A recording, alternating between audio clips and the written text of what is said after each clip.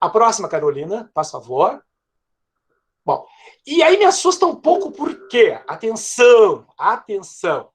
Eu vejo um perigo latente de que no período pós-pandemia, essa organização, espaço geográfico, escola, através do cyberespaço, essa nova ordem que está se estabelecendo possa servir como indicativo a uma nova ordenação do espaço geográfico escola.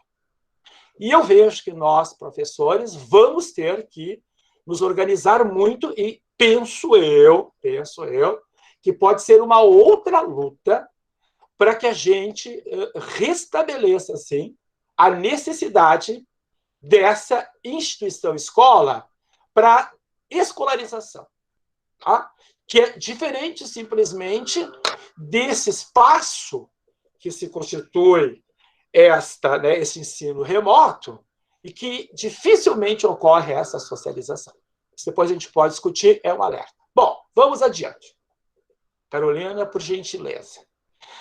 Aí, na segunda parte da minha fala, já estou meio que atropelando por causa do tema, né? Eu pensei assim, como é que eu vou trazer uma coisa diferente, né? Aí eu pensei em buscar, na história da Constituição da Humanidade, três grandes pensadores, eu vou chamar de pensadores, mas são filósofos, né? O outro é um pastor, enfim, que eu acredito, né? Que tenham sim inspirado e que podem nos inspirar mesmo hoje. Então, eu vou trazer quem, né? Eu só vou dar uma desaparecidinha aqui, porque eu quero fazer uma correçãozinha. Eu vou trazer quem? Eu vou trazer primeiro Sócrates, tá? Sócrates que viveu muito recentemente, né? Quer dizer, 400 anos antes de Cristo. Ou seja, 2.400 anos, né? Sócrates, vocês devem saber, ele tinha um método, eu vou dizer método de ensino, tá? Eu vou usar esse termo para poder contextualizar. Ele tinha um método chamado, né, maiêutica, certo? Que vem de onde esse método maiêutica? Ele veio da ideia de parturiar, né? De parto. E por que veio daí? Porque o Sócrates era um filho de uma parteira. Sócrates era um homem do povo. Tá? Ele era, digamos, vou chamar de professor, mas enfim, para também atualizar o termo, ele era do povo, né? Ele era o professor do povo, digamos assim. E o método que ele efetivamente trabalhava, estou dizendo de método também, porque estou tentando atualizar ao título da nossa encontro. Ele utilizava a ideia, né, de dar vida ao conhecimento, de constituir o conhecimento, porque para os gregos o conhecimento, né, conhecer era buscar a verdade, por isso que vem a epistemologia. A episteme é a verdade, por existir o conhecimento, numa linguagem muito reducionista. Então, o Sócrates trabalhava com a ideia, com o método de constituir o conhecimento, através de quê? Através da pergunta, através do questionamento, através do estado constante da dúvida. Olha que coisa incrível. Eu estou falando agora, né, nas pedagogias, estou falando lá há 400 anos antes de Cristo. Tá? Por que eu trago Sócrates? Primeiro porque Sócrates, né, vai ser marcante na filosofia, tem período, né, pré-socrático, período socrático, pós-socrático, enfim, não vou também entrar nessa discussão. Mas Sócrates, ele, né, não escreveu nada. Tá? Ele não escreveu, ele simplesmente questionava, ele andava, ele era um homem muito pobre, um homem simples, um homem do povo, mas tinha preocupação muito grande com o conhecimento. E quem vai escrever o que Sócrates pensa são, obviamente, seus discípulos. E o mais importante, todos também vocês conhecem, é Platão. Tá? E depois Platão vai ser Aristóteles. E Aristóteles vai ser, entre aspas, o professor do Alexandre o Grande. Então, notem, quer dizer, essa leitura de mundo que o Sócrates vai trazer, que nós temos que dar vida através do questionamento, através da pergunta, né? Quer dizer, enfim, interrogando a própria vida, as coisas que acontecem na vida, vai servir, digamos assim, numa continuidade de formação, um dos homens muito importantes, né, do mundo helênico, que vai ser o Alexandre o Grande. Tá? Bom, então nós temos aí uma primeira questão, que é a questão da dúvida, questão do perguntar na aula, a importância do estado de questionamento constante, que dá vida à vida que nós queremos levar para a sala de aula, digamos assim.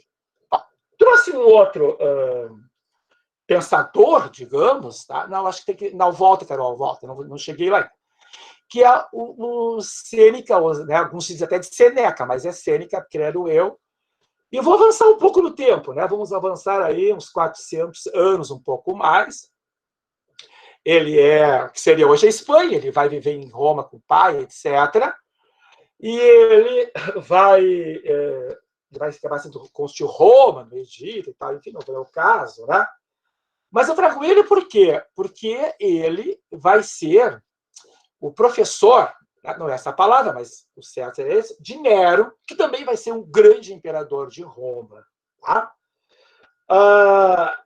O Sêneca, ele vai ser o mais importante filósofo estoico, né? Tá? Estoico vai ser uma escola da filosofia, vocês devem saber também. Mas por que eu trouxe ele? Porque ele dava valor, tá, à dificuldade, ao problema. Ele trabalhava com a ideia de resolver problemas. Tá? Ele ensinava que mais importante a aprendizagem era cultivar ideias de caráter. Tá? Ele dizia, ninguém pode ser intelectual sem cultivar os valores internos. Ele dizia, não nos atrevemos, tá, a muitas coisas porque são difíceis. Mas essas coisas são difíceis porque nós não nos atrevemos a fazê-las, a duvidar que é possível fazê-las, a problematizar que é possível fazê-las. Olha, eu estou dizendo isso a alguém que falou há 2000 anos atrás. Tá? Ele dizia, sábio é o que valoriza constantemente um exame interior para progredir moralmente. Sábio é aquele que armazena tudo dentro de si e não confia no acaso ou destino. Por isso, o sábio se torna livre. Ou seja, para ele, o conhecimento, adquirir o conhecimento é que te leva à liberdade, te leva à possibilidade de mudança. Tá?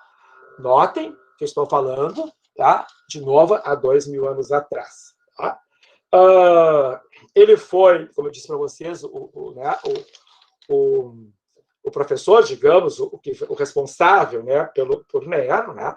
E enquanto Nero esteve com ele, ligado a ele, Nero foi um excelente imperador. Depois que Nero acabou se afastando dele, enfim, fez a loucura toda que ele foi. Bom, vamos adiante, continuamos na mesma lâmina, só quero adiante, digamos, nessa minha voz. Aí eu vou trazer um outro pensador, agora sim, agora é um pastor luterano, chamado Comênio, que vai viver no século XVII, que é dito pai da didática moderna. Tá? Bom, Comênio, tá, era um pastor protestante, ele era tcheco, na realidade. Tá? Ele já pensava na interação, no respeito a ouvir e a escutar as crianças. Ele dizia, temos que escutar as crianças porque elas nos ensinam.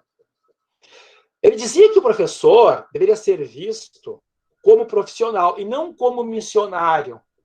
Olha que coisa incrível, estou falando em 1632, mais ou menos. E ele dizia que esse professor tinha que ser bem remunerado. Eu acho que eu vou mandar alguns governantes ler o Comênio. Tá? E ele dizia o seguinte, a escola, né, tem que dar vida à vida. A escola precisa dar vida à vida. Ele dizia, a livre interpretação de textos religiosos, tá, devem ser favorecidos, tá? Principalmente aqueles proibidos, que estavam proibidos. Claro que o Comênio, né, ele vai seguir uma, digamos, das grandes, né, enfim, não tem problema, Carol, pode ficar tranquilo. Ele seguia, na realidade, né, uma das teses de Lutero, né, e aí eu acho importante que a gente pense, né, a relevância para os luteranos da escola democrática, que todos precisavam ler, aprender a ler, né? Porque, claro, porque muda muito. Para o protestantismo, o pastor, né, ele passa, né, a ter o domínio. Ele é simplesmente um apoiador. Ele é como deve ser o professor, segundo dizia o nosso amigo. Tá? Isso traz uma diferença muito grande na relação com o sagrado, né? Porque os sujeitos tinham que ser protagonistas da sua própria vida. Tá? Eu vejo isso assim até hoje, né? Quando a gente, por exemplo, aqui no Rio Grande do Sul, que nós temos muitos municípios que têm uma origem, tanto, né, na colonização italiana e tal, como essa cultura, né? Como essa ética do estudar, essa ética do trabalho, essa ética da família, né? Mas principalmente essa ética da busca da autonomia a partir do conhecimento, e por isso que é tão valorizada a escola nessas comunidades. Bom, quero ser meu tempo, tá? Acho que estou indo mais ou menos, né? Deixa eu ver o que mais que eu podia falar sobre ele, para não ser chato. Bom, e aí, segundo alguns estudiosos, eu não sou estudioso do Comênio, mas eu fiz uma pesquisa rápida, a maior contribuição dele, né, seria a ideia de trazer a realidade social para a sala de aula, tá? Fazendo uso dos meios possíveis que existem. Tá? Ele se preocupava, claro que ele estava também, não podemos esquecer o contexto, né, o contexto da época. Nós estamos vivendo numa Europa onde há uma expansão da burguesia mercantilista urbana, principalmente, né? Então era importante também que se soubesse a lei, que tivesse qualidade, etc, etc, etc. Nada é por acaso, como eu já disse anteriormente, né? Mas é tão interessante a contribuição do Comênio, né, que uma vez eu li um texto, eu tentei encontrar, não encontrei, mas é um texto lá de 1957, 8, não tenho certeza, né? Claro que eu não vivia nesse momento, enfim. Quer dizer, eu já vivia, mas não sabia ler ainda. Que é um texto que a Unesco publica, que é um estudo de Piaget sobre, enfim, sobre a atualidade, né, do pensamento do Tcheco Comênio para a educação, né?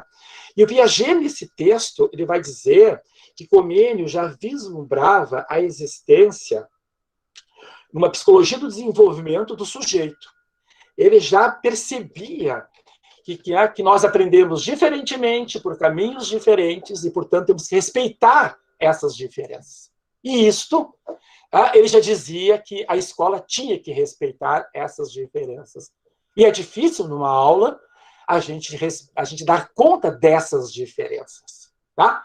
Nós somos um, e são 30 diferenças ali para nós darmos conta. Bom, agora o próximo, por favor. O Comênio ele vai deixar um dos documentos, né, mais assim expressivos, talvez vocês conheçam. Pode passar o próximo, Carol, se der, por gentileza. Senão não tem problema, eu já sei quase de cor. É este aí. E ele vai escrever a chamada didática magna, tá? Que, se vocês puderem, leiam. Eu não vou falar sobre toda ela, também não é o momento, não é a discussão, mas eu vou usar um texto que eu acho fantástico, da Sandra Mara Corazza, que é uma colega nossa aqui da Faculdade de Educação, que eu recomendo vocês a lerem este texto, e aonde ela faz, primeiro, toda uma discussão, que eu não vou ter tempo de trazer agora, sobre a questão desta pergunta, por que essa pergunta é feita, né, ao longo de um processo histórico, né, afinal, que é uma aula, e ela vai usar Lacan para explicar por que essa pergunta existe. É muito interessante. Se depois der tempo, eu posso, nas perguntas, falar um pouquinho sobre isso. E a Sandra vai fazer vários estudos e vai chegar também no estudo da didática magna, que eu também fiz, E aí eu vou fazer umas pontuações desta didática magna para depois chegar aonde eu quero, tá? Na próxima etapa. Tá? Pode passar o próximo, Carol, por gentileza. Eu estou tentando agora acelerar, vocês desculpem, para a gente não ficar até às 10 da noite, já que houve aquele problema, mas acho que eu vou dar conta. Se tu conseguir, Carol, excelente. Bom, aí eu coloquei aqui, né, regras, mas eu botei regras dentro de uma lâmpada, que eu não sei se são bem regras, é aquele ali mesmo. E agora sim eu vou ter que ler, o próximo. Vou ter que ler porque eu tenho aqui bem diferente, daí é isso aí. Bom, então eu peguei, a partir do que a Sandra fez um estudo, a partir do que eu fiz um estudo, né, dessa carta, dessa regra, não, desta Magna Carta, ele bota o nome de Magna, tá? Porque ele queria que fosse uma coisa que servisse para todos os professores, para todas as áreas do conhecimento, né? Não podemos esquecer que ele é pastor luterano, né? Que nós estamos vivendo o século XVII, e tudo está se transformando dentro, né, da Europa, tá? Isso é muito importante, né? A questão econômica, social, etc, etc. Então, ele vai trazer algumas regras, digamos, né? E uns eu tirei foi o seguinte: ensine-se tudo o que se deve saber. E aí, o que está aí de parênteses é uma complementação minha, uma autoria minha, as ideias dele, a partir do que eu li no texto todo que ele escreveu, certo?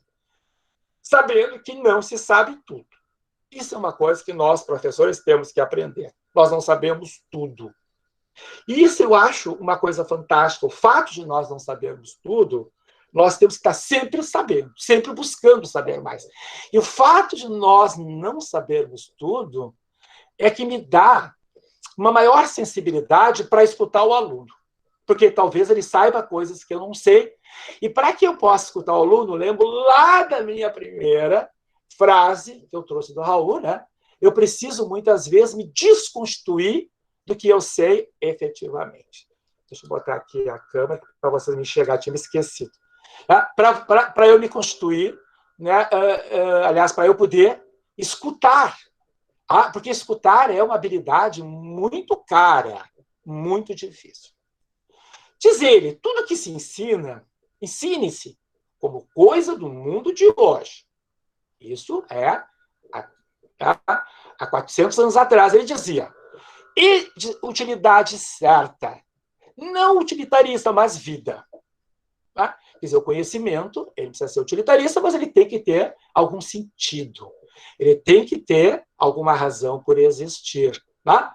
Ele tem que, efetivamente, como eu disse, ajudar a entender este mundo que nós não conseguimos entender na sua plenitude.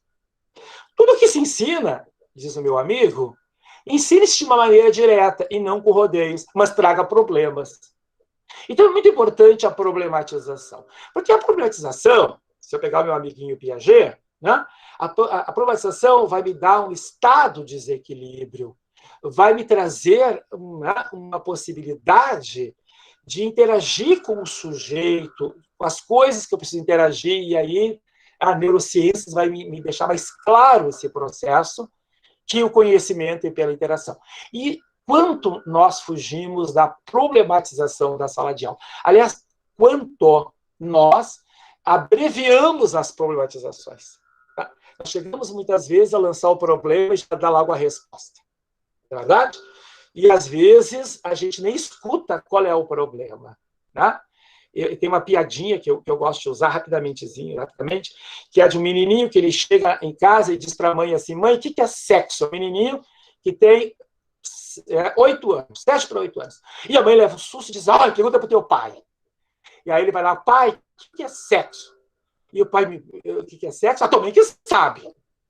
E aí ele volta para a mãe e o pai diz que quem sabe que é sexo é tu. Aí a mãe diz, meu filho, mas por que tu quer saber isso, meu filho? Eles não tinham escutado o menino ainda. E o menino diz, não, mãe, porque tem aqui uma fichinha do colégio que tem que botar sexo. É M ou F? Quer dizer, ele só queria saber isso, mas ninguém escutou ele. Quer dizer, ele começou a fazer perguntas e o pai não disse, por que tu quer saber isso, meu filho, que te leva a isso? Tá entendendo? Quantas vezes a gente age assim na sala de aula, né? Tudo que se ensina, já falei. Tudo que se ensina, ensina-se de maneira direta, já falei também. Próximo, Carol, por gentileza. Eu confesso que agora, depois eu fiquei um pouquinho desequilibrado, aquela confusão, né? Mas estou tentando me coordenar. Tudo que se ensina, ensine-se tal qual acontece, isto é, pelas causas. Nada é por acaso. Tá? Então, nada é pelo Espírito Santo. Não é verdade? E digo mais para vocês. Às vezes, o bom é ensinar pelo avesso. Eu gosto dessa expressão. Eu, uma vez, na sala de aula, trabalhei no colégio de aplicação 32 anos. E eu tive uma turma, né? Várias, mas uma das turmas que eu tive era uma turma muito desafiante. A gente pensava, usava todos os teóricos possíveis da época, né? Sei lá, Bloom, Gagné, Piaget, Vallum, tudo que era possível nós usávamos, né? Maria Teresa Delcoff, etc, etc. E nada daquela turma sensibilizava aqueles alunos. Aí um dia, eu me lembrei de uma história que eu não vou contar agora, do avesso, a questão do avesso. Então, eu botei uma blusa do avesso e fui para a aula com uma blusa do avesso. Eu entrei na sala de aula, os alunos começaram meio que a cochichar, olhar um para o outro, né, e se legitimando quem iria falar, sabe, aquele ar assim, de querer rir, não riam, e olhar para as lideranças, né, os legitimavam para eles falarem. Até, de repente, um aluno disse, professor, a sua blusa está do avesso, mas ele disse aquilo para todo mundo rir. E aí eles se seguraram, porque o líder não legitimou, e eu disse, não, vocês podem rir. E eles riram, mas eles riram sem graça. Eu disse, eu botei do avesso para ver se vocês me enxergam. Porque até agora vocês não me enxergavam. Quando eu vinha com o direito, vocês não me enxergavam. E me parece que vocês só enxergam as coisas do avesso. Vocês viram? Vocês percebem que eu estou existindo agora. Então agora nós podemos começar a conversar. E aí foi tão interessante que os alunos, quando não entendiam uma coisa, né, eles diziam, professor, você não pode explicar pelo avesso? E acabou até pegando a pedagogia do avesso. Então, muitas vezes, nós temos que mudar a lógica, estabelecer uma outra lógica. Aliás, nós precisamos lidar com diferentes lógicas na sala de aula, porque nós temos diferentes alunos na sala de aula. E nós também somos diferentes. Tá? Nós vamos ver que não tem o melhor professor, não tem a melhor aula. Tem a aula e tem o professor. Aquele meu amiguinho também disse lá nos anos de 1700, né, de 1600, melhor, conheçam-se todas as partes da coisa, mesmo as mais pequeninas, sem omitir nenhuma, respeitando a ordem, a posição e as relações que umas têm com as outras. A parte representa o todo e a soma das partes é mais do que o todo. Tá? Eu acho isso fantástico. Eu acho isso fantástico. Quer dizer, aqui vão entrar as escalas, os movimentos entre as escalas. Tá? E a coisa que eu acho fantástica é como nós desprezamos, não é? As pequenas coisas. Eu digo para os meus orientantes, enfim, a geografia pode ser feita na sala de aula. A sala de aula é um território, a sala de aula é um lugar, a sala de aula tem paisagem, a sala de aula está ligada a redes, tá? A sala de aula pode ser regionalizada. Então, enfim, tá? Eu posso trabalhar aquela escala local, eu posso construir, tá, noções que vão sedimentar esses conceitos depois em outros níveis de abstração. Vamos adiante, por gentileza, Carol. Ensinem-se todas as coisas sucessivamente e durante o mesmo tempo. Não se ensine uma coisa só. O mundo é complexo e as verdades são provisórias. Aqui eu acho importante, tá? Porque nós precisamos ir buscando, tá? Trabalhando com o quê? Com esse conjunto aberto de sistemas, né? De objetos, sistema de ações. Nós temos que ir abrindo, nós vamos, né? O conhecimento, eu não sei aonde ele começa, eu não sei aonde ele termina, tá? Depois eu posso explicar melhor, vamos adiante, vou insistir. Insista-se sobre, não, volta ali, Carol, desculpa. É que eu vou adiante porque no meu pensamento está falando comigo mesmo já. Insista-se sobre cada matéria até que ela seja perfeitamente compreendida. Tá? O caminho pode ser o avesso, como eu já falei. Vamos para a próxima. Ensine na próxima aqui, afirmação. Ensine-se bem as diferenças das coisas, para que o conhecimento de todas as coisas seja distinto. As disciplinas existem, as ciências existem. Quando eu leio isso, eu me lembro do meu amigo Lino de Macedo, em que ele fala, né, que quando ele trabalha com a interdisciplinaridade, ele dá exemplo do jardim. Eu gosto muito desse exemplo. E ele diz assim que a beleza de um jardim é quando todas as flores, né, todas enfim, as ramagens são bonitas. Se eu tiver um jardim com os crótons sem folha, ou jardim com as hortênsias murchas, não é um jardim. Então, eu diria que o conhecimento é assim. O conhecimento precisa que todas as disciplinas, ou todos os conhecimentos, sejam pensados, sejam estudados, sejam analisados. Porque as ciências, elas trazem as suas epistemes, os seus objetos, as suas teorias. E nós precisamos lutar muito para que a geografia continue existindo, para que a geografia continue tendo vida, para que a geografia continue fazendo esse papel nesse jardim do conhecimento, e que ela seja linda tanto quanto uma rosa ou um cravo. Próxima, por favor. Bom, a partir daí, eu preparei assim, para hoje mesmo, eu resolvi fazer uma pesquisa muito rápida, e envolvi os meus orientandos, quero agradecer imensamente os meus 9 orientandos, envolvi uns ex-orientandos e alguns professores. Né? Na verdade, eram 30 professores que eu convidei para responder 2 perguntas em forma de um texto. Tá? Que eu queria partir daqui primeiro, essa minha fala, mas que eu fui modificando e resolvi, né, trazer, como vocês já viram. Eu perguntei para os meus alunos, aliás, perguntei para os professores, que eles escrevessem um texto dizendo como era o meu pior professor de geografia. Claro, sem citar nome, né?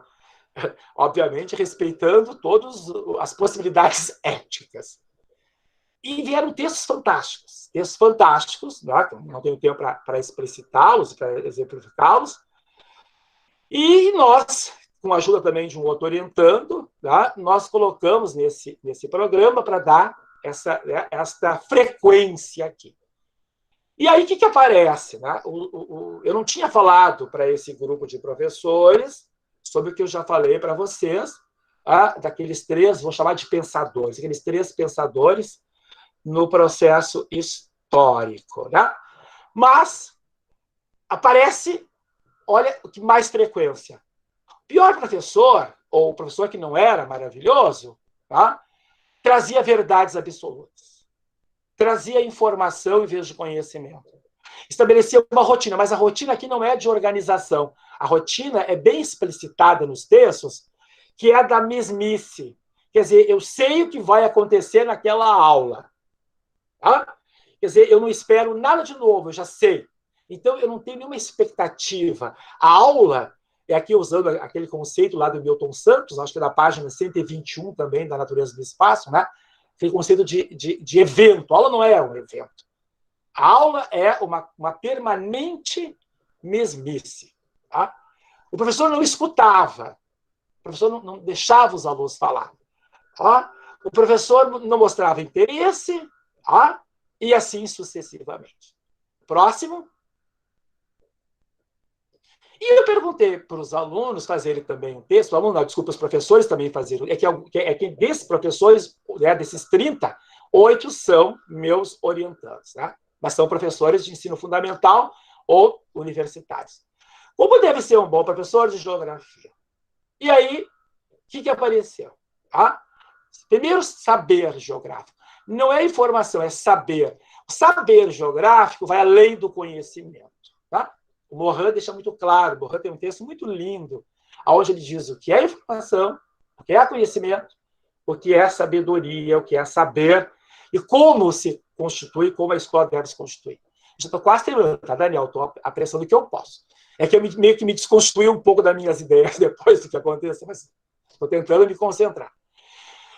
Aparece muito que tem que ser planejado. Então, os encontros, eles devem ser eventos, mas planejados. Tá? Eles precisam dar conta da vida. Eles precisam trazer a leitura constante do lugar. Eles precisam ouvir esses encontros, ter escuta nesses encontros. Tá? Eles precisam trazer incertezas nesses encontros. E é interessante, quando o professor coloca, o quanto eles têm dificuldade de lidar com as próprias incertezas mesmo.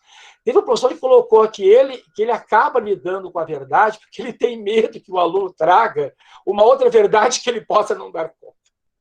Olha que nós somos também humanos, também temos nossas fragilidades. Aliás, cada uma desses documentos que eles escreveram daria um bom trabalho, inclusive, né, para aumentar uma pesquisa.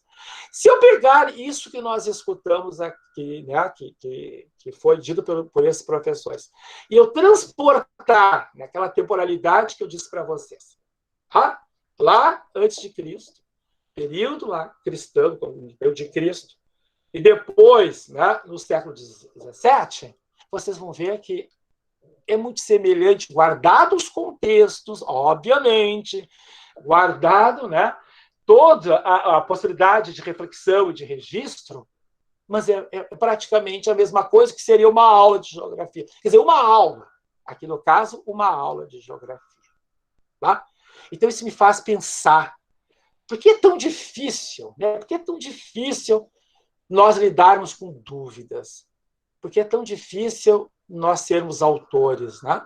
Por que é tão difícil nós lermos o lugar? Porque ler o lugar não é ver o que está no lugar. Ler o lugar, a professora Roselane, minha amiga, trabalha com a ausência, que eu acho fantástico. Ler o lugar é ver a ausência. Tá? Ler o lugar não é trazer a geograficidade, mas ver por que ela se estabelece ali e por que ela não pode se estabelecer de uma forma diferente. Porque isso que é a problematização. Tá? Vamos adiante, eu estou terminando. Tá? Eu tinha prometido que não queria ser chato demais. E aí, a partir desse momento, eu vou chamar de continuar caminhando, porque eu preciso continuar caminhando. Né? Eu sou um professor muito jovem, eu tenho 47 anos de magistério, né? E eu acho que eu sou jovem ainda, eu acho que eu tenho muita coisa para aprender. Eu penso assim, olha, se eu tivesse me aposentado uns anos atrás, eu não estaria vivendo essa experiência aqui, por exemplo. Olha que chique ter alguém me hackeando. Nunca imaginei, olha, me senti assim, dono de um banco, acho. Certo? Eu diria o seguinte para continuar caminhando. Primeiro, às vezes, até o ato de viver é um ato de coragem. Olha, não estou dizendo agora, na pandemia. É o Sêneca que dizia no ano 4 a.C. Porque viver é tenso. Morin diz que a Terra tem uma história atormentada, né? E que nós também temos sobre a Terra uma história também atormentada. E que nós temos que romper esse tormento buscando o amor, buscando a sabedoria e buscando a beleza. O destino da humanidade é desconhecido. Eu não sei o que vai acontecer amanhã. Eu não sabia o que ia acontecer hoje. Eu não sabia. Eu tinha me preparado. Olha que eu me preparei para as perguntas, né? Eu me preparei para fazer síntese, mais síntese, mais síntese. Certo? Mas olha o que diz Morin.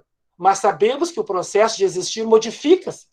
Olha como modificou tudo que eu tinha me organizado e me desorganizou. Se eu não tivesse estudado, se eu não tivesse preparado, se eu fosse ler alguma coisa, eu não sei se eu estaria aqui. Eu teria posto realmente a minha lasanha no forno. E vocês que ficassem aí com o Daniel, né, e com a beleza e a simpatia da Carol. Tá? É isso.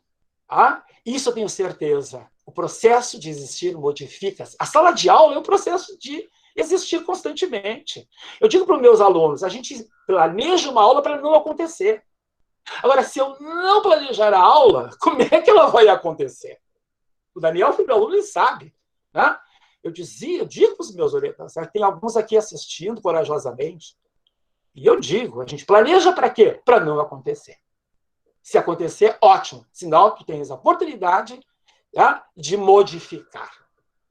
A consciência da complexidade, e eu cada vez mais, você sabe que eu estudo a complexidade, a consciência da complexidade nos faz compreender que não poderemos escapar jamais da incerteza.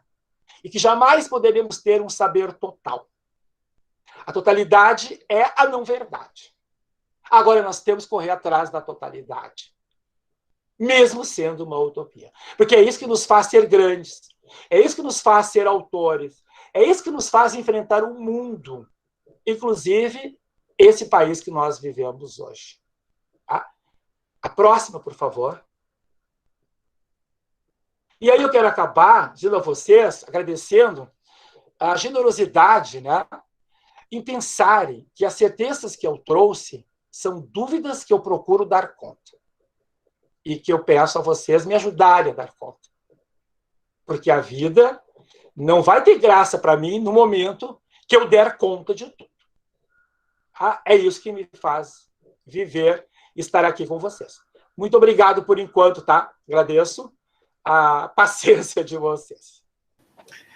Castro, a gente que agradece, e ao agradecer a você, eu quero agradecer a todos e a cada um que resistiram a esse ataque. Eu faço questão de pontuar que a gente lamenta, que a gente repudia, e que não foi um simples vandalismo virtual.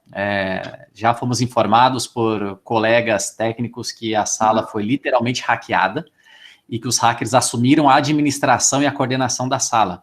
Então, só torno público que todos aqueles colegas que já passaram na condição de debatedor de segundas geográficas, a gente faz uma conexão teste, a gente conversa sobre possibilidades, a gente sabe que isso é uma possibilidade que ocorre, a gente orienta sobre como proceder em situações assim, quando é um mero vandalismo. Nós somos alvo de uma ação de fato de hackers. Então, isso complicou a nossa atuação e por isso que a remoção, o fechamento de microfone e outros procedimentos foram mais delicados. Faço questão de pontuar isso pela transparência que nos pauta e também porque essa sessão está sendo gravada e vários colegas pediram o link pela página do Facebook e nós não estamos conseguindo fazer esse envio lá no momento também, e por questões de segurança a gente não pode tornar esse link público, então, para quem está nos acompanhando por gravação, no momento no YouTube, a gente pede desculpas em relação a isso. Castro, muito obrigado por ter segurado tão bem a onda, eu sei que isso faz com que a gente perca a linha de raciocínio, sei que a gente perde um pouco do tesão, mas você segurou muito bem e valeu a pena o esforço de ter construído uma nova sala em segundos, para que você e os demais colegas aqui pudessem estar. Muito obrigado mesmo, Castro. Seria um pouco... observação, Daniel. Oi? Tesão não vou perder nunca. Melhor ainda, Castro, melhor ainda. Nossa observação. Que bom. Que bom, que bom. Fico feliz com essa observação. Obrigado de novo, Castro. Obrigado mesmo. E obrigado, Carol, por ter segurado a onda aí com a apresentação. Enquanto eu acho que a Carol continua rindo, ó. Sempre sorrindo. Bom, enfim, seguimos, né? Será que a Carol sorri assim nas reuniões do colegiado também, né, Carol? Em momentos de discussão mais burocrática, né? Intimidade da acadêmica, não quero saber. Mas, enfim, Carol, obrigado, viu? Castro, obrigado de novo. Sem mais delongas, a gente passa a palavra ao professor Orlando Castro, a quem eu agradeço muitíssimo, Orlando, pela paciência, pela parceria, pelo aceite do convite, por também ter segurado a onda aí, apesar dos contratempos da sessão de hoje. E lembro que o professor Orlando Castro é bacharel e licenciado em Geografia pela Universidade Federal do Pará. Também tem especialização em ensino de geografia pela mesma instituição. Atualmente cursa mestrado em geografia junto ao programa de pós-graduação em geografia da UFPA. É professor da Secretaria Estadual de Educação e da Rede Privada do Ensino do Pará, além de manter no YouTube o canal Vivendo a Geografia. O professor Orlando é um profissional muito conhecido e conceituado no âmbito da geografia escolar de Belém, de sua região metropolitana, e hoje partilhará conosco, para além de suas reflexões, os resultados parciais de uma pesquisa que ele vem realizando justamente com o tema do debate de hoje. Então, professor Orlando Castro, seja bem-vindo uma vez mais aos Segundas Geográficas e a palavra é sua. Obrigado, Daniel. Boa noite a todos. É uma honra estar aqui com grandes nomes da geografia, principalmente com os professores que fazem a geografia no seu cotidiano. Agradecer a Carol aí também pelo apoio nesse projeto. E dizer que a gente já tinha se preparado para caso ocorresse isso aí, não foi, Daniel? A gente já estava, tanto que quando aconteceu, eu botei o meu fone, meu e o meu vídeo no silencioso justamente para isso, né? Que era o que a gente tinha planejado e tudo ocorreu aí na medida do possível, né? Naquilo que a gente esperava. Bem, vou compartilhar aqui a minha tela. Se for travando, avisem que eu passo a bola para a Carol ou para ti, Daniel, né? Para irem passando, porque depende muito da internet, né? Esse ambiente aí que hoje nós estamos vivendo, que dependemos aí muito mais da tecnologia do que antes. Então, como já foi aí apresentado pelo Daniel, o tema do nosso diálogo de hoje, né? E vim aqui muito mais para compartilhar experiências, né? A minha, especificamente, dos professores que já fizeram parte aí da minha pesquisa essa aí, que estamos avançando sobre esse cenário, né? Que nos é mostrado face aí dessa pandemia, né? Então, dando continuidade à temática, que é uma aula final, a ressignificação da prática docente, os novos cenários para o ensino de geografia. Esse cenário que vocês vivenciaram ainda há pouco, né? Dessa tensão, desse ataque de hacker, desse cyberespaço que nós estamos sujeitos a isso. Bem, e aí, ao estudar, ao pesquisar para essa fala, peguei aí uma passagem do professor Paulo Freire, né? Que é bastante atual hoje, quando fala que ensinar exige risco, aceitação do novo e rejeição a qualquer forma de discriminação. Então, isso tem muito a ver com esse novo ambiente de aula que nós compartilhamos hoje.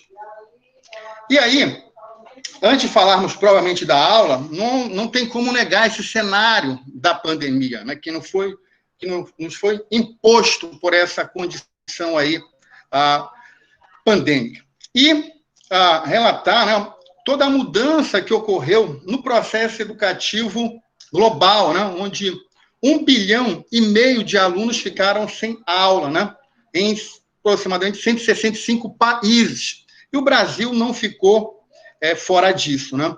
Então, esse contexto aí foi muito ruim para nós professores, porque além da pandemia, do risco de contaminação, de morte, né, toda essa insegurança, ter aí que também aprender a dar aula remota, o que para a maioria, ou grande parte dos professores do Brasil nunca tinha acesso a esse modo de ensino. Então, ainda a educação à distância ainda era um tabu para muitos professores. Então, tivemos aí que lidar com muitas situações. Então, a pandemia, ela é o contexto de toda essa mudança aí que impôs a educação aos professores do Brasil e do mundo, né, a ter que mudar da modalidade de ensino do presencial para aí, o remoto. E aí é justamente a partir disso que nós começamos a nossa fala, né? Dessa mudança do espaço da aula. E aí, professora Rosinha que o diga, né? Então, aí fazendo um trocadilho com a tirinha aí do Maurício de Souza, né? Então, desse ambiente aí presencial da sala de aula para o ambiente virtual, para aí o ensino remoto. E o que mudou, né? A aula mudou, tá? Mas o que é a aula em si? O professor Carlos Giovanni já teorizou muito bem isso, né? Falando o que é a aula, como ela deve ser, problematizou muito isso. E nós estamos levando para a praxe, para o dia a dia, para a nossa experiência, para a experiência que os professores estão vivendo hoje no nosso país e no mundo também.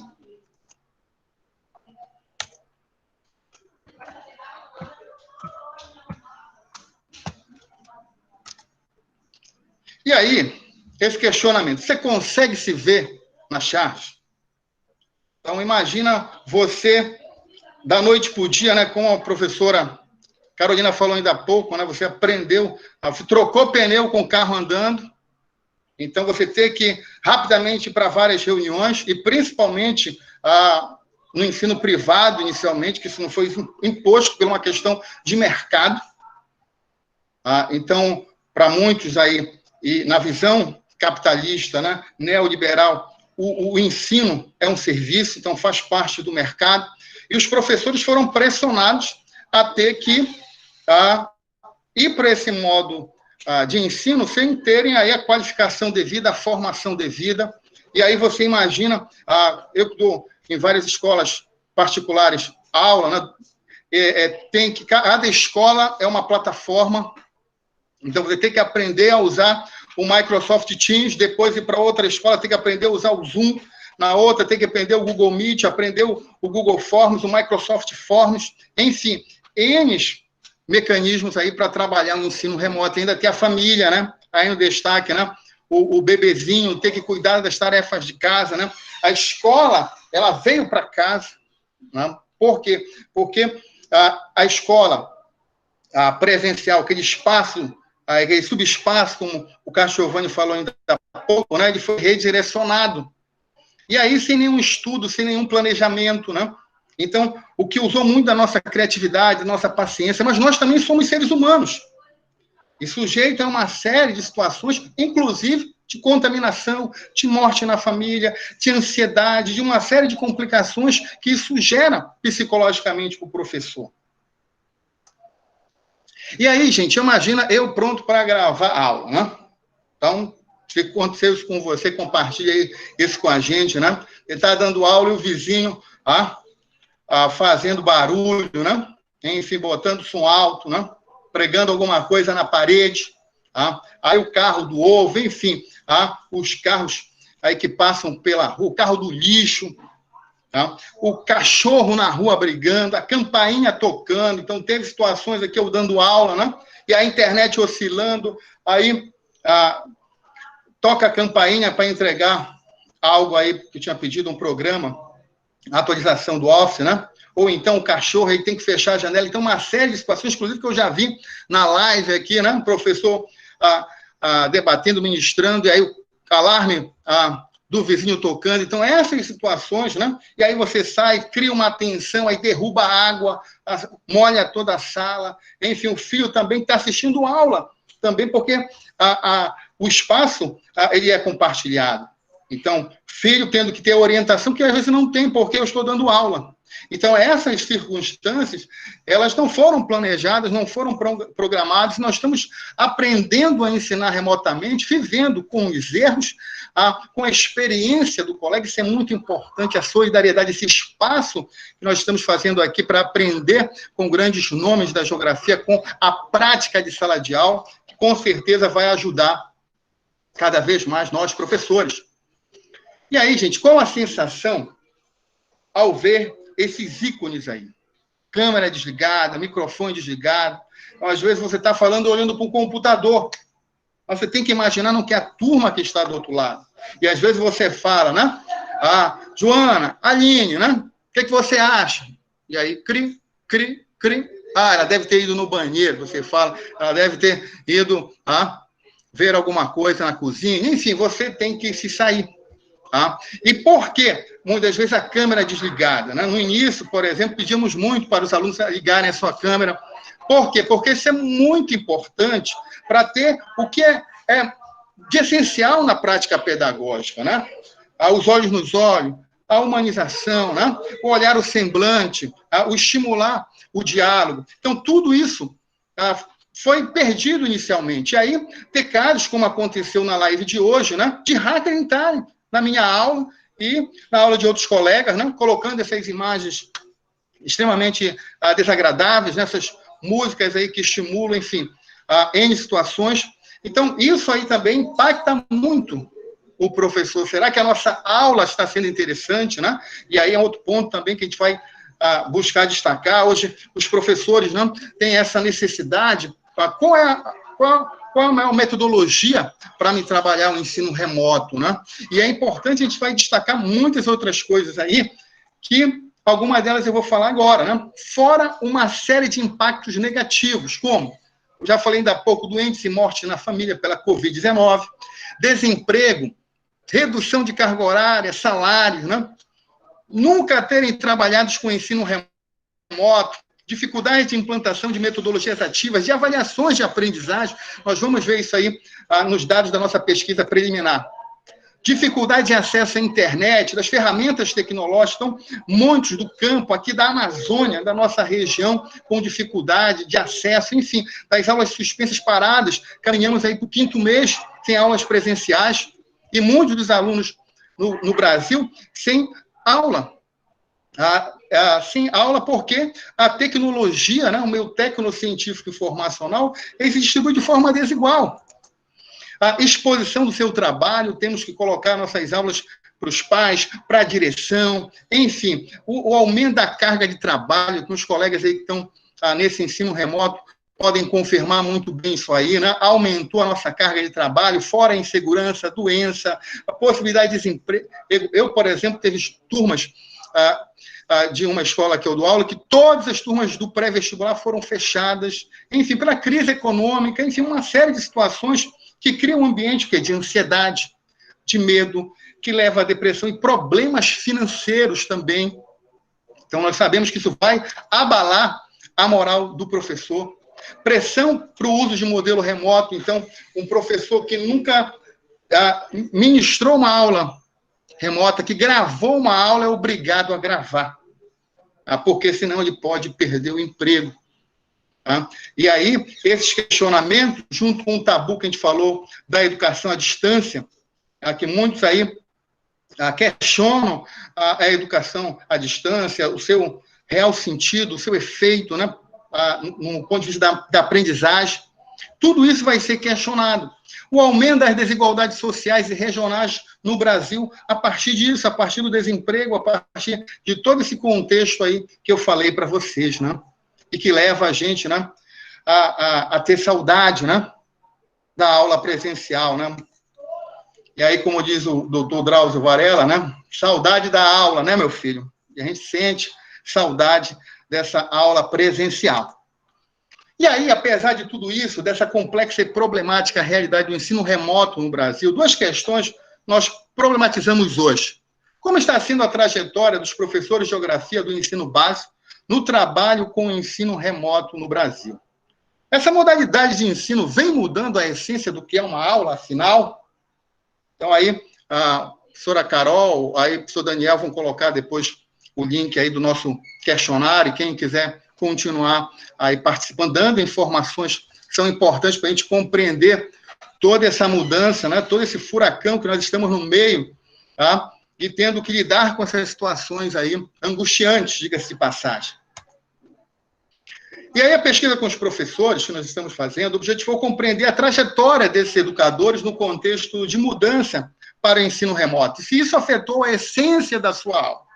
Foram enviados questionário via Microsoft Forms a 38 professores das 5 regiões do Brasil. Eu peço a vocês também contribuam com a sua participação, com 24 perguntas objetivas e uma discursiva, no período de junho a julho deste ano, com professores da escola pública e privada dos mais diversos segmentos do ensino básico.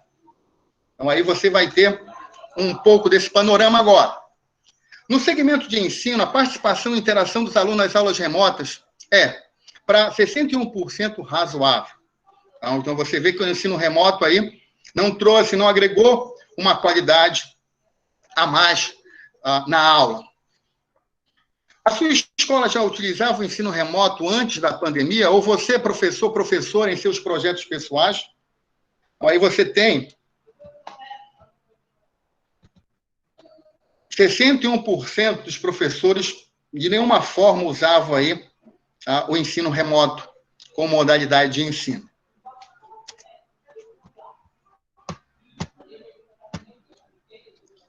Você encontrou dificuldades na implantação desse modo de ensino, caso não tenha tido contato antes com o ensino remoto? E aí 55% sim, tiveram dificuldade, né?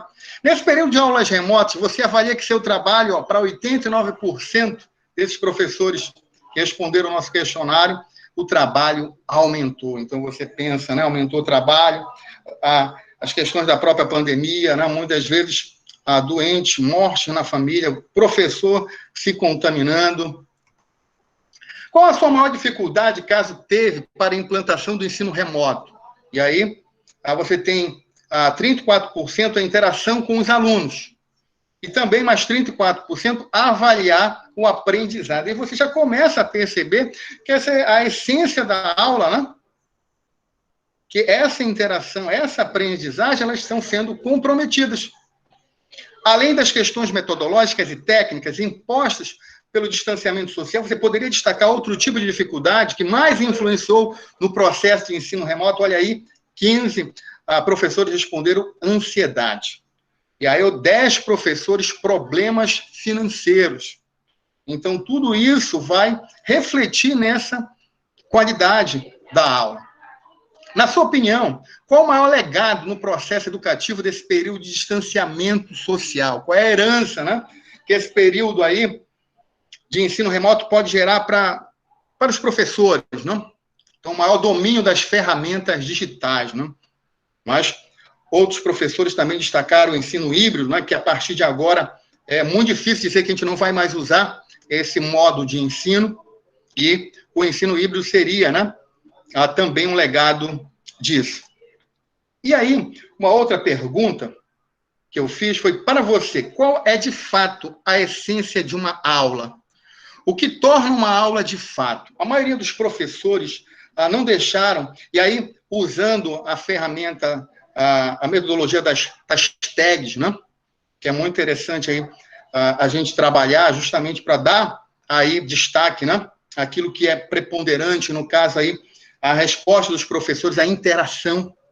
E vocês viram, ainda há pouco, numa outra pergunta, que para a maior parte dos professores, essa interação ela foi comprometida por uma série de fatores que nós já falamos aqui, tanto para o professor como para o aluno, nas suas condições de família. Pai que perderam empregos, enfim, dificuldade de uma internet. A própria internet não conseguiu dar conta dos fluxos de dados, porque agora todo mundo utilizando aí, ou grande parte, né, desses que estão em casa, ou que estão participando do ensino remoto, estão usando a internet com maior frequência. Então, interação, aprendizagem, troca, diálogo, feedback, planejamento, coragem, inspiração, construção, expressões, compreensão, sala de aula, aplicabilidade, conteúdo, conhecimento, experiência, motivação, sistematização, otimização, teoria, sentimento, vida, prazer. Então, isso, para os professores, é que é a essência de uma aula, é o que torna uma aula de fato. Esses dois elementos importantes, professor-aluno, dialogando horizontalmente, né? Enfim, a partir de problemas, de ensinos significativos. E aí, com base na resposta anterior, você entende que as aulas remotas afetaram a essência da sua aula? Para 45%, sim e muito. E para outros 45%, sim também, porém pouco. Então, para 90% dos pesquisados, as aulas remotas afetaram a essência de suas aulas. E o que fazer nesse contexto, né? E aí eu destaquei alguns pontos a partir da minha experiência, da aprendizagem que já tive nesses quase 5 meses, né? Não seja exigente demais com você. Ainda estamos na pandemia, precisamos nos preocupar com outras coisas, com a família, né? Enfim, não depende só da gente, às vezes depende da internet, do provedor, da rede, dos fluxos de dados. Isso não depende da gente.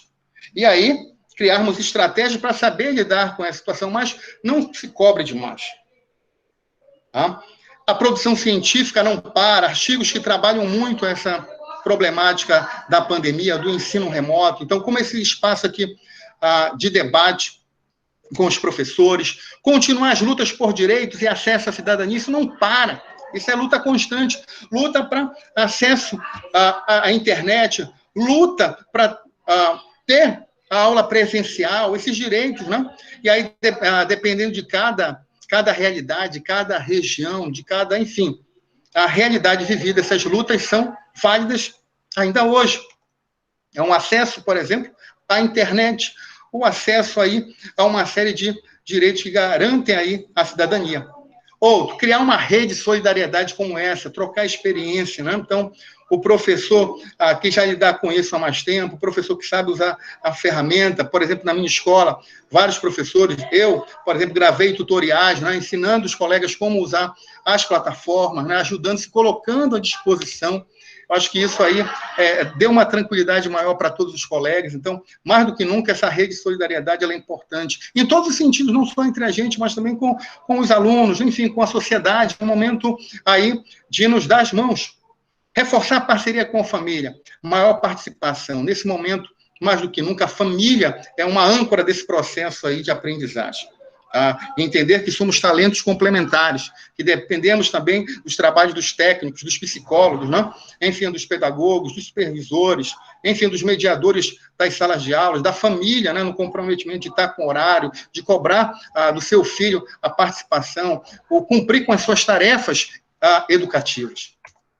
Continuar se aperfeiçoando, como essas lives, cursos aí que estão sendo aí ofertados pela internet, valorizar os aspectos positivos desse momento e não potencializar os negativos, né? Não aumentar as nossas neuras, as nossas ansiedades, que já são muitas. Aprendizagens flexíveis, assíncronas, projetos criativos e colaborativos, tempos menores de aula, e isso tudo dependendo da própria realidade. É importante ter a empatia pelos nossos alunos, buscar compreender a sua realidade, buscar formas alternativas que são mais eficazes no processo de aprendizagem. Então, um roteiro de estudo, uma orientação de um filme, um debate em sala a partir de uma temática, enfim, provocar, trazer imagens que provoquem o questionamento, que provoquem o despertar do sentimento, seja da revolta, seja da afetividade. Então, mexer com os sentimentos desse aluno no sentido de levar a esperança, de levar a possibilidade do aprendizado, que é tão importante nesse momento, para que eles não fiquem parados sem fazer nada, pensando muitas vezes besteira, fora os problemas que já vivem, muitas vezes podem estar passando na sua família. Continue amando ensinar, usando seus talentos, sua criatividade, empatia, criando boas relações, humanizando, transformando vidas e sendo a inspiração de muitos estudantes brasileiros.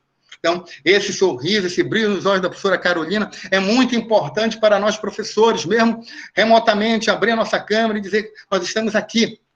E aí, meus queridos, já finalizando, nossas primeiras conclusões. O ensino remoto não conseguiu manter o nível de aprendizagem do ensino presencial. Para muitos, eu tenho certeza que já eram cientes dessa realidade. A essência da aula foi afetada. Além da pandemia, uma série de outros problemas impactaram na interação e na aprendizagem. Essência, elementos essenciais do que é uma aula.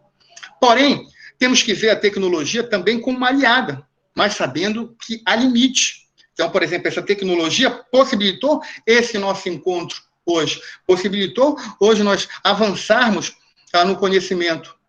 Porém, essa mesma tecnologia, ela exclui, ela não permite que milhões de brasileiros, principalmente nas regiões periféricas da Amazônia, nas periferias daqui de Belém, nas periferias de Manaus, na periferia, enfim, das cidades Brasil afora. Então, não podemos negar isso. Devemos nos solidarizar nesse momento de trocar experiência, e esse canal é uma delas, sem sombra de dúvida. Esse não é o novo normal, como disse ainda há pouco o nosso colega Castro Giovanni, esse é o emergencial, para a aprendizagem não parar por completo. É um novo tempo, é um tempo que nos angustia, mas não é o novo normal. Precisamos aí juntos, né, construir um futuro melhor. E esse espaço aqui que nós estamos fazendo, buscando isso, buscando compartilhar essas práticas, essas experiências. Muito obrigado pela atenção, espero ter contribuído com o meu relato de experiência dos colegas que se dispuseram a responder o nosso questionário. Muito obrigado.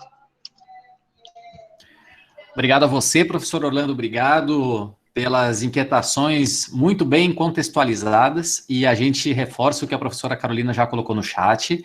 Essa é uma pesquisa que está em andamento, está em desenvolvimento, ou seja, ela é uma pesquisa que está efervescendo, que ela é de agora, ela é do nosso tempo, e vocês podem contribuir respondendo a pesquisa. O link a professora Carolina já colocou aqui no chat. Então, é muito importante que a gente gere memória de todo esse nosso período que estamos vivenciando. E uma pesquisa como essa ajuda nesse sentido. O professor Orlando já conseguiu coletar respostas de professores de todas as partes do país. E aqui nós temos, apesar de todos os perrengues da noite de hoje, professores também das 5 grandes regiões do Brasil. A gente pede a colaboração para continuar contribuindo com a pesquisa do Orlando e aproveito também o convite para que vocês conheçam o canal no YouTube do professor Orlando. Quer fazer o merchan aí, Orlando? Com certeza, principalmente os professores da educação básica, né? Para indicar para os seus alunos, nesse momento aí, que muitas escolas públicas estão com aulas suspensas, né? Então, aí fica a dica também para trocar experiência, para receber críticas, né? A educação é um processo constante de mudança, né, de evolução, e a gente está aqui para isso, né, para ouvir as críticas, sugestões, e com certeza somos mais fortes quando temos colegas aí desse gabarito aí que estão hoje nessa nossa live.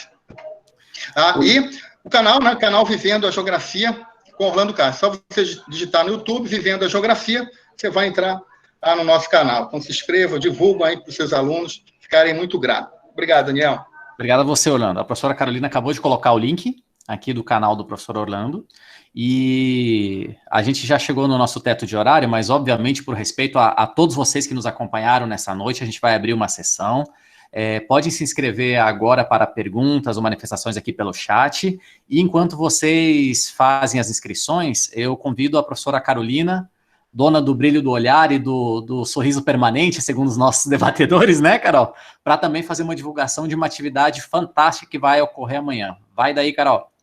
Obrigada, Daniel. Eu vou dormir hoje maior do que eu já estou, né? Por tantos elogios, mas foi muita bondade e generosidade de todo mundo. Gente, deixa eu compartilhar uma coisa com vocês muito bacana. Valéria Roque coordena um grupo na UFMG que chama GPGEL. E ela começou um projeto que começou pequenininho, mas como tudo na mão da Valéria toma fermento, o projeto conversa sobre educação, começou a montar uma programação de lives. E a primeira vai ser amanhã. E ela está com uma programação muito interessante para todas as semanas. A de amanhã, eu vou colocar depois no Instagram aqui para vocês conhecerem a programação. E eu quero só fazer uma propaganda da live de amanhã, porque é uma primeira atividade que eu acho que vai ser muito legal. Ela convidou a professora Maria Adélia de Souza para falar sobre as categorias geográficas na obra do Milton Santos. Milton é um autor, como muitos sabem, que é uma preciosidade para a geografia brasileira. Milton tem uma obra que é referência. O Castro começou a fala dele fazendo justamente essa referência do conceito de espaço geográfico que é elaborado pelo Milton, mas é uma obra, sem sombra de dúvida, muito difícil, né? Uma obra longa, é um tratado de geografia brasileira, e o Milton e a Maria Adélia, que é uma leitora muito dedicada, vai fazer amanhã uma conversa que eu vou ter o prazer de mediar pelo canal do YouTube do GPGEL. Então, eu vou colocar depois o link do Instagram para vocês conhecerem a programação, e eu convido vocês, desde já, para participar amanhã. A Valéria tinha feito uma inscrição, mas isso extrapolou, nós estamos com 900 inscritos para a live de amanhã, por isso ela saiu do Google Meet